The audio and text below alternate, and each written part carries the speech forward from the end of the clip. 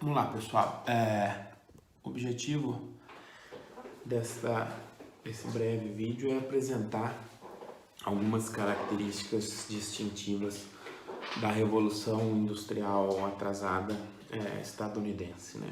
Na lógica da nossa discussão das revoluções industriais atrasadas. No primeiro momento, a gente precisa entender as características dos Estados Unidos e diferentes regiões dos Estados Unidos sendo condicionadas pelas características naturais, né? Então eu tenho assim, por um lado, a lógica é a forma com que você tem possibilidade de se inserir na divisão internacional do trabalho e condiciona as possibilidades de desenvolvimento capitalista, né? E direciona essas possibilidades, olhando ali para os Estados Unidos. Lembrando que a divisão internacional do trabalho, comandada pela Inglaterra após a primeira Revolução Industrial, levava a uma complementaridade restrita, né? Como a gente já discutiu. Então, nesse cenário, a gente precisa olhar primeiro para duas grandes regiões, tá? A região sul e a região nordeste, né? Então, a lógica é: os condicionantes naturais encaminham determinados padrões de integração à divisão internacional do trabalho, que por sua vez tem impactos no que diz respeito à capacidade de dinamismo doméstica e impactos na forma de organização da produção doméstica e, consequentemente, no avanço ou bloqueio da industrialização. Um ponto central para se entender a industrialização estadunidense é a integração em diversas dimensões, tanto campo-cidade, quanto região sul com o nordeste, quanto integração interna e externa. A partir da integração de todos esses elementos, a gente consegue traçar um bom panorama, né? Inicialmente, a ideia é olhar para a região sul. Ali você tem características geográficas, climáticas, que fariam, o Deep South americano, fariam com que houvesse uma complementaridade maior à economia britânica. A ideia é: eu tenho um conjunto de recursos naturais que é complementar de alguma maneira ou de outra a industrialização britânica. Estou falando assim da produção de algodão, da produção de outros produtos mais adaptados a um clima mais quente, diferente da região nordeste com o seu clima temperado. Então a lógica é: eu vou constituindo gradativamente na região sul um conjunto de propriedades que vai se reorganizar no sentido de se acoplar à divisão internacional do trabalho, fornecendo a exportação de produtos naturais para a Inglaterra. Então eu tenho, para fornecer esses produtos naturais para a Inglaterra, eu preciso de uma reorganização da forma da produção e da propriedade. Então as pequenas propriedades vão se transformando em grandes propriedades, ou tendo um processo de concentração da terra, ou tendo um processo de centralização, ou tendo um processo de formação de grandes latifúndios que são capazes de oferecer na escala e na regularidade necessárias pela Inglaterra. Ou seja, eu vou desestruturando uma forma de organização que não era compatível com a grande exportação de recursos naturais. Isso significa necessariamente eu ter, ou necessariamente não, significou nesse momento, historicamente, eu ter a organização a partir da mão de obra escrava. Então, tenho a constituição de grandes propriedades, de fundos escravocrata, concentração de renda. Tudo isso faz com que tenha muito dinamismo na região sul, se acoplando à divisão internacional do trabalho inglesa, mas a partir da oferta de produtos intensivos e recursos naturais. Ok.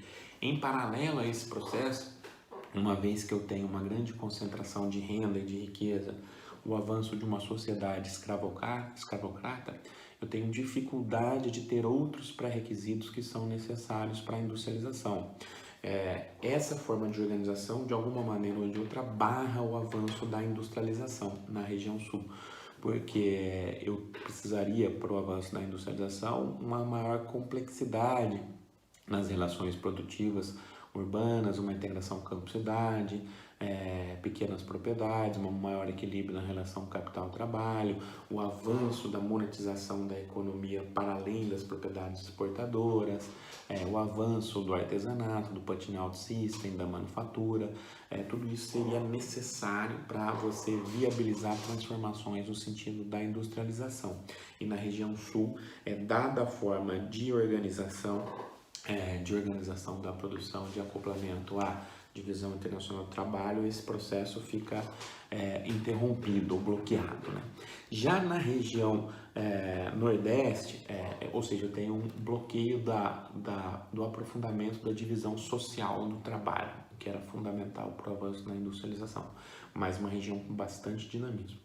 Já na região nordeste, as características naturais, inclusive, inviabilizam uma integração à divisão internacional do trabalho inglesa, tal qual ocorre na região sul. Então eu tenho regiões de clima temperado. Olha o ponto central, pessoal, não há uma complementaridade a priori entre a capacidade de desenvolvimento produtivo da região nordeste e as demandas derivadas da divisão internacional do trabalho comandadas pela Inglaterra. Por quê? Porque eu tenho condicionantes naturais muito semelhantes. Então eu tenho um clima mais ou menos parecido e não tenho produtos que são altamente demandados e complementados. E também não tenho uma riqueza na exploração de recursos minerais. Ou seja, a similaridade com relação à Europa faz com que, entre aspas, a região Nordeste, no primeiro momento, seja um fracasso no que diz respeito à colonização, dentro de uma lógica de colonização que está relacionado à extração de excedente a partir da integração complementar, certo? Tudo isso faz com que eu tenha a impossibilidade de estabelecer grandes culturas de exportação. Logo, eu não tenho uma transformação da ocupação da terra, da reorganização da terra como da terra como capital e do trabalho como mercadoria a partir de uma lógica escravocrata, certo? Isso faz com que na região Nordeste eu ainda tenha pré-requisitos semelhantes àqueles que eram vigentes na Inglaterra e em parcelas da Europa no período de Revolução Industrial. O que eu estou falando aqui? Pequenas propriedades independentes, uma divisão social do trabalho mais avançada, um avanço do grau de monetização nos interstícios da sociedade, um avanço do capital comercial, um controle do excedente a partir de dentro, isso vai ser muito importante, uma diversificação das relações sociais e comerciais urbanas, uma integração campo-cidade, um maior equilíbrio entre as relações capital-trabalho, o desenvolvimento do artesanato, o desenvolvimento do putting out system, da manufatura em alguma dimensão, ou seja, eu não tenho uma economia voltada exclusivamente, principalmente para fora, se reorganizando a partir do trabalho escravo de grandes propriedades, certo? Tal qual tinha na região sul. Isso vai possibilitar, ainda num cenário de pequenas propriedades e de atração de imigrantes europeus que tinham o domínio da técnica produtiva, dado o fato do conhecimento ser tácito, o desenvolvimento das atividades manufatureiras na região Nordeste. Então tem duas dimensões, certo? A integração entre essas duas dimensões vai ser fundamental, conforme a gente vai discutir daqui a pouquinho. Ok, além dessa integração das duas dimensões, região Nordeste e Sul, conforme a gente vai discutir, eu tenho na região Nordeste uma integração entre campo e cidade, ou seja, eu tenho, tal qual ocorre na Inglaterra, a coexistência de revoluções na dimensão urbana e na dimensão agrícola. Eu tenho aumento da produtividade agrícola, eu tenho aumento da produtividade urbana, eu tenho uma reorganização da produção a partir de uma lógica cada vez mais voltada à exploração capitalista, certo? Olhando agora para a dimensão externa, a economia estadunidense consegue se acoplar à divisão internacional do trabalho de forma a viabilizar o avanço da acumulação do excedente doméstico. Como a gente conhece já daquela discussão do comércio triangular, né, você consegue captar excedente externo para viabilizar suas transformações domésticas. É claro que captar o excedente não significa necessariamente avançar na transformação estrutural. Depende das políticas, do direcionamento e da estratégia de desenvolvimento. Eu posso apenas aumentar o excedente a partir de um maior dinamismo, mas não capitanear essas transformações. Então, como eu estou olhando lá, a economia estadunidense consegue se integrar fazendo a ponte entre a importação de escravos da Inglaterra para as Antilhas, ou seja, você capta uma parcela interessante do excedente a partir do comércio escravocrata, exporta madeiras, alguns materiais para as Antilhas, importa de lá produtos derivados da cana, os processa e reexporta para a África. Então você tem uma integração comercial que permite uma geração de excedente não desprezível e, muito importante, controlada a partir de dentro.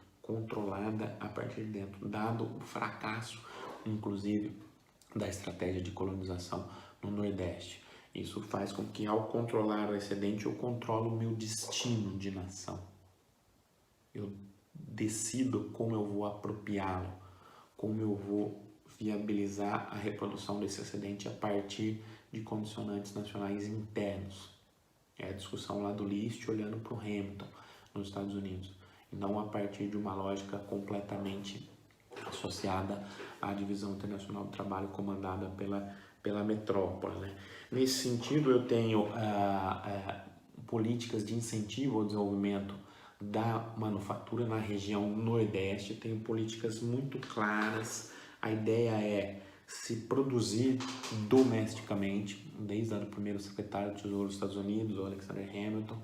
A ideia é: eu vou contornar as minhas vantagens comparativas naturais, não vou renegá-las, mas vou reconstruir outras vantagens comparativas, avançando no sentido da manufatura. Report on Manufactures, a obra dele. A ideia é: os Estados Unidos precisam se inserir na divisão internacional do trabalho a partir da industrialização, e não a partir de uma industrialização, a partir de um acoplamento subordinado, tal qual poderia ser derivado caso o modelo da região sul fosse vitorioso, inclusive na Guerra de Secessão, né?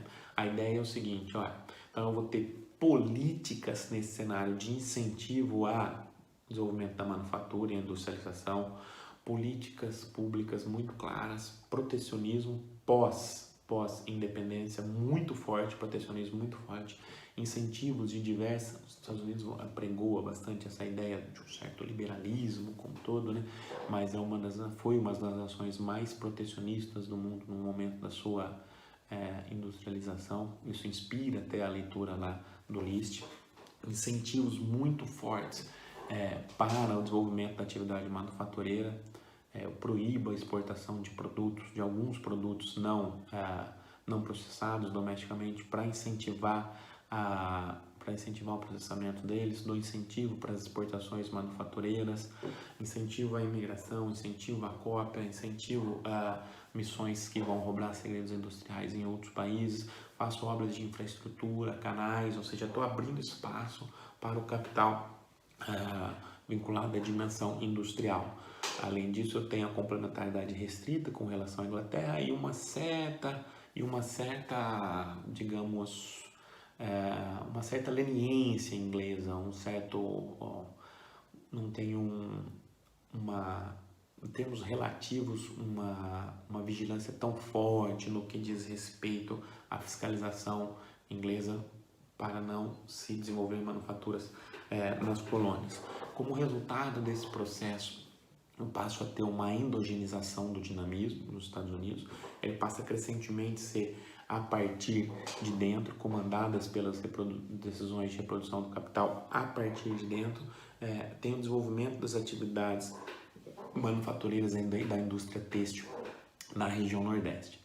Depois a gente vai discutir no vídeo seguinte a importância das ferrovias e do D1 para a industrialização atrasada, para as industrializações atrasadas nos Estados Unidos, Alemanha e França, né? Mas por enquanto a gente fecha nessa questão aqui da indústria têxtil. E como resultado desse processo todo, há uma integração bastante complexa entre circuitos comerciais internos. Isso é bastante interessante. Então eu tenho a integração da região sul, nordeste e meio oeste com uma complementaridade muito forte. A região sul capta o dinamismo a partir da integração à Divisão Internacional do Trabalho inglesa, exportando produtos agrícolas, principalmente algodão, fumo também, mas a produção na região sul é controlada pelo capital comercial e bancário da região nordeste. Então, o capital comercial e bancário da região nordeste controla a parcela da produção na região sul, capta o dinamismo externo, gera excedente. Esse capital é controlado a partir da região nordeste. Então, o excedente, a acumulação propicia o avanço do desenvolvimento da indústria têxtil na região nordeste, propicia o avanço da transformação estrutural. Em paralelo a todo esse processo, eu tenho um desenvolvimento industrial estadunidense muito baseado no uso de recursos naturais, é muito intenso no uso de recursos naturais, a história do desenvolvimento industrial americana. Esse uso intenso dos recursos naturais também está associado ao avanço para a região oeste. Então eu tenho nessa relação entre sul e nordeste, eu tenho o meio oeste americano, a corrida para o oeste, desbravando uma fronteira agrícola de altíssima produtividade a partir de máquinas e equipamentos. Isso vai ser um pouco depois, né? A partir do estabelecimento das fazendas bonanza, que eles chamam, que seria algo como o agronegócio brasileiro. Também hoje a gente dá para estabelecer um paralelo, o agronegócio estadunidense da região de Illinois. Você tem as fazendas bonanzas mecanizadas, avançadas, produzindo em larga escala. Isso vai ser um pouquinho depois. Mas no meio oeste você vai ter uma integração produzindo alimentos, insumos, matérias-primas para a região nordeste e para a região sul. Então, produz alimentos para a população da região sul e para a região nordeste e insumos, matérias-primas para o processo de industrialização também na região nordeste. Então, tem uma complexa integração entre as regiões sul, meio oeste e nordeste, ao mesmo tempo que eu tenho uma integração à Divisão Internacional do Trabalho, propiciando o avanço, propiciando o dinamismo interno e a acumulação. Ou seja, as formas de integração variam a partir de condicionantes naturais, variam a partir da forma da propriedade que vai sendo estabelecida a partir desses condicionantes e culminam em determinadas estratégias de desenvolvimento, em possibilidades de estratégias que são potencializadas por, ou não, no caso da região sul, por políticas públicas muito claras no sentido da industrialização. Esse é o panorama. Depois a gente avança na discussão da importância da constituição do D1 de maneira mais geral para as industrializações atrasadas.